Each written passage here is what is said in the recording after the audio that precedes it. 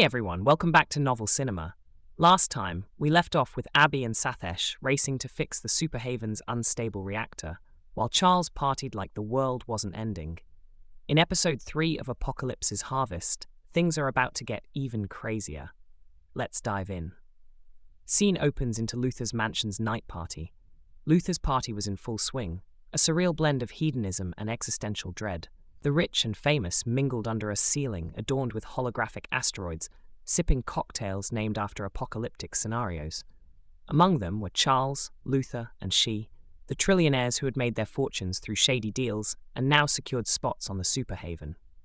But in a secluded corner, Leo, the eccentric botanist, was having a conversation with yes, you guessed right, a cactus. His eyes were intense, his voice low, as if deciphering some hidden message. Abby's hologram flickered into existence beside him via the Haven link, a holographic projection that made her look like a glitchy ghost.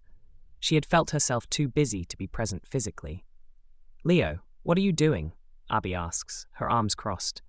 "This cactus keeps trying to get something across," Leo mutters, his brow furrowed. "I just can't pin it down." Abby rolled her eyes. "Does it have anything to do with how you are stinking the party up? You're at a party, Leo. Try to have fun. Or at least pretend you're not plotting botanical warfare." Leo sighs, reluctantly stepping away from the cactus, his mind now elsewhere, lost in memories of a time when his life wasn't defined by paranoia and plants. Dr. Leo Castillo wasn't always the eccentric, plant-obsessed scientist everyone whispered about. Once, he was just a brilliant botanist with a passion for understanding the natural world. His wife, Dr. Elena Castillo, a neuroscientist specializing in consciousness, often joked that he loved plants more than people. "At least they don't talk back," Leo would reply with a grin. But deep down, Leo admired Elena's work. Her research into the human mind fascinated him, and the two often spent late nights debating the nature of consciousness. What if plants have thoughts too?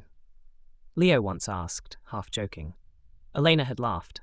"If they do, I hope they bear no ill against us. I'd hate to wake up to a rosebush over my face about to slap the shit out of me." Little did they know, that joke would haunt Leo for the rest of his life. It started innocently enough. Leo had been experimenting with a new technology called PhytoLink, a device that could supposedly translate plant bioelectrical signals into human-readable data. The scientific community dismissed it as pseudoscience, but Leo was determined to prove them wrong. One night, alone in his lab, Leo connected the PhytoLink to a mature oak tree in his backyard. The device hummed to life, its screen flickering with strange patterns. At first, there was nothing, just static, and then it happened. The screen lit up, with a single sentence, "We remember." Leo froze, his heart pounded as he stared at the words. "This has to be a glitch," he muttered, adjusting the settings. But the words didn't disappear. Instead, more text appeared. "You cut us, you burn us, you eat us. We remember." Leo's hands trembled, almost flinging off the PhytoLink. He tried to rationalize it, a prank, a malfunction, anything, but deep down, he knew this was real. The tree was communicating with him. Over the next few weeks, Leo became obsessed. He spent every waking moment in the lab, conducting experiments, recording data, and trying to understand the scope of what he'd discovered.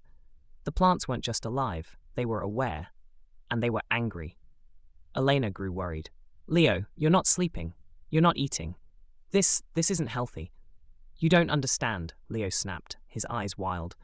"They're talking to me, Elena. The plants. They're alive, and they're furious. How can I eat them?" Elena tried to reason with him, but Leo was beyond reason. He became paranoid, convinced that the plants were watching him, waiting for their moment to strike. He stopped going outside, fearing the trees would get him. He even started wearing gloves, terrified of touching any plant life. The final straw came when Leo brought a potted fern into the house and placed it in front of Elena. "Talk to it," he demanded. "Ask it what it wants." Elena stared at him, her heart breaking. "Leo, this isn't you. You need help." But Leo didn't hear her. He was too far gone, and she had to leave. Back at Luthor's mansion, the music swells as the asteroid looms ever closer. Leo's eyes scan the room, landing on Elena, who has now become Luthor's mistress. She approaches him, her expression a mix of curiosity and pity. "I've been following your work on the Superhaven," Elena says softly. "I thought we could talk." Leo's heart aches at the sight of her.